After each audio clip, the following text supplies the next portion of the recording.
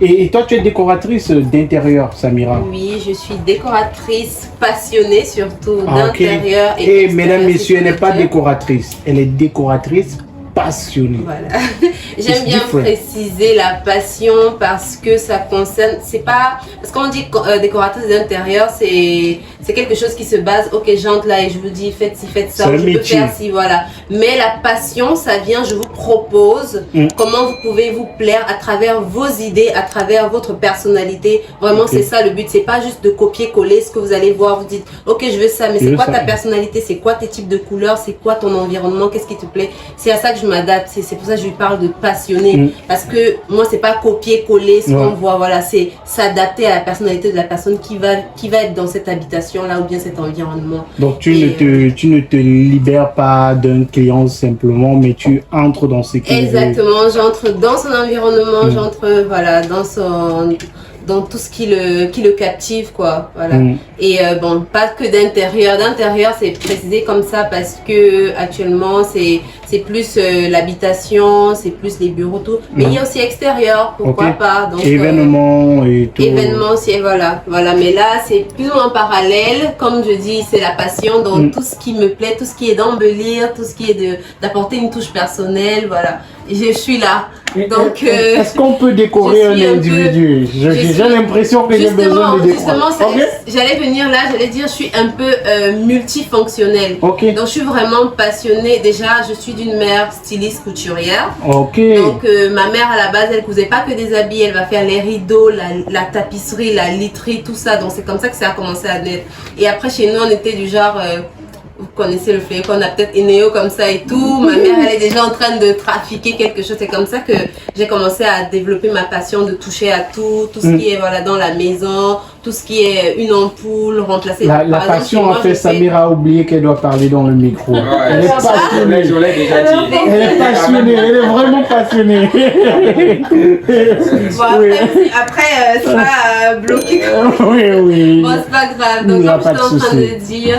Donc du coup, tout ce à quoi je touche, c'est vraiment tout ce qui est embellissement. Ça peut même être la propre personne. Donc, c'est une petite anecdote d'ailleurs. Hier, j'avais un événement. Ma couturière, qui est ma soeur d'ailleurs, n'était pas disponible. Donc, j'ai confectionné ma tenue moi-même. Wow. Donc, oui, j'ai confectionné. Est-ce qu'on peut la voir? Prêtez-moi le téléphone de Samira. Ok, elle veut nous montrer sa tenue. Je vais vous montrer, bien sûr. Je vais vous montrer ma tenue que j'ai confectionnée moi-même. Les auditeurs, ils vont pas voir. Dommage pour eux, mais je vais essayer de vous montrer comme ça. Voilà, j'ai fait ça en moins de 30 minutes. Voilà. C'est vrai? Oui, en moins de 30 minutes. En moins de 30 minutes. J'allais à une veillée. Donc là, j'étais bloquée. Donc pour aller à une veillée, tu es belle comme ça? Ça veut dire que quand il n'y a pas un vrai événement... Voilà, oui. Là, par contre, ça blague pas. Ok. Là, je suis... Ce que je veux dire, c'est qu'il faut que je décroche. On est fatigué de ces tenues. De son peignoir là. On est fatigué. Ce sont les un gaspillage vestimentaire. On ne sait pas d'où ils sont. Une guerre. Je suis un artiste passionné. Voilà, c'est ça. Je suis un artiste passionné. On ne peut pas le comprendre si on n'est pas dans sa peau. Voilà. C'est un fou. Il n'est pas seul dans sa tête. Ils sont nombreux. Ça, c'est une guerre. Ça va, une guerre dans sa tête. Mesdames, messieurs, mes invités sont contre moi aujourd'hui. Non, moi je suis pas contre toi. Moi je te comprends. Heureusement que Samira est avec moi. Non, moi je te comprends parce que... Quand tu l'encourages dans la foule. Il faut être dans sa peau. Tu veux dire quelque chose? Oui, elle veut dire quelque chose. Elle va te dire la vérité. Marie-Chloé. Marie-Chloé. Dis la vérité à tonton. Vas-y, dis. Je voulais dire que moi,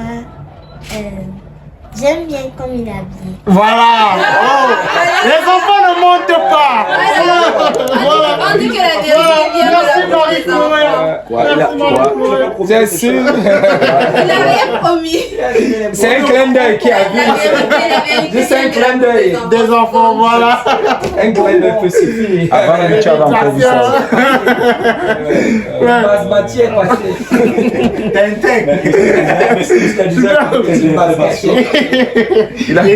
C'est un beau métier, la décoration. C'est vrai que je suis un peu... C'est un métier du cinéma aussi, la décoration. Ah oui, ok. Bien sûr, le décor, c'est indispensable dans le métier du cinéma. Nous, on travaille le décor. Vraiment, en tant que réalisateur, c'est impossible de travailler sans tenir compte d'un bon décor. Peut-être directeur artistique, c'est aussi notre casquette que j'ai. Voilà, Directrice artistique, donc ça peut m'arriver s'il y a un événement. Ça sent bien. Des shootings photos par exemple, quelqu'un de faire exactement, donc de décorer vraiment l'endroit où. Bientôt et tout ça. Ok, je vois que j'ai beaucoup de CV à déposer là-dedans. Même du côté du DJ. Et tu parles très bien. Nous, on aimerait t'avoir dans l'émission avec nous. Voilà, donc. Donc, j'avais aussi un petit truc à rajouter. Comme on est sur une chaîne de jeunes. Ouais. Dans ce qui me passionne vraiment dans la déco, c'est les rénovations d'intérieur. Vous savez, on a aujourd'hui ce mythe de copier-coller. Vous savez ce qu'il y a ailleurs et tout. On regarde une photo, je veux exactement ce mur-là. Voilà, on part chercher sur Google. Pourtant, ce que tu oublies, c'est que l'espace que celui-là, il est utilisé là, c'est pas le même espace que tu as chez toi. Il faut vraiment adapter. On ne refuse pas qu'il faut s'inspirer de quelque part. Mais il faut pouvoir adapter ça à ton espace. Vous voyez ce que je veux dire? Donc, par où moi j'ai vraiment commencé dans le tout premier chantier que j'avais ici, il faut le dire comme ça, c'était la chambre d'un étudiant de peut-être 3 mètres carrés. Vraiment, c'était très petit. Il fallait aménager de telle sorte que il ait un endroit où s'asseoir, parce que vous savez, les chambres d'étudiants viennent toujours s'asseoir sur le lit et tout. Voilà, donc c'est souvent fait exprès. c'est la chambre.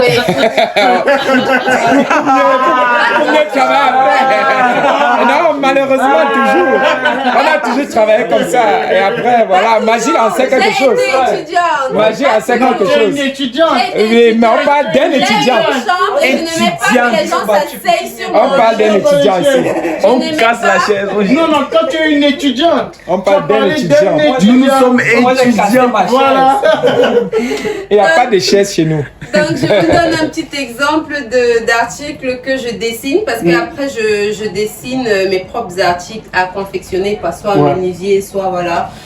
C'est une banquette à roues qui sert aussi de coffret. Donc c'est comme une banquette, vous avez une banquette comme ça, mais quand vous l'ouvrez, vous pouvez conserver des choses dedans, vos livres, vos cahiers, vos draps, n'importe quoi, tout ce que vous voulez. Donc ça reste là dans votre chambre, c'est comme un banc.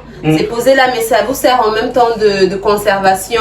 Vous voyez ce que je veux dire? Je sais pas, je vais vous montrer une image un peu. On sait qu'il y a plein d'étudiants qui nous écoutent. Donc évitez vraiment pour maximiser l'espace dans votre petite chambre ou dans votre petit coin de poser les trucs par terre. Donc faites les meubles à accrocher, faites vraiment tout ce qui est vraiment mural, ce qui va occuper les murs et non par terre. Ok, merci pour cette astuce-là, pour tous les jeunes qui nous écoutent et qui ont très peu d'espace. On continue à parler de décoration avec Samira. Voilà, Samira qui est notre invitée ce soir. Mais surtout, on danse encore. Dansons encore. Non, non, Flavie.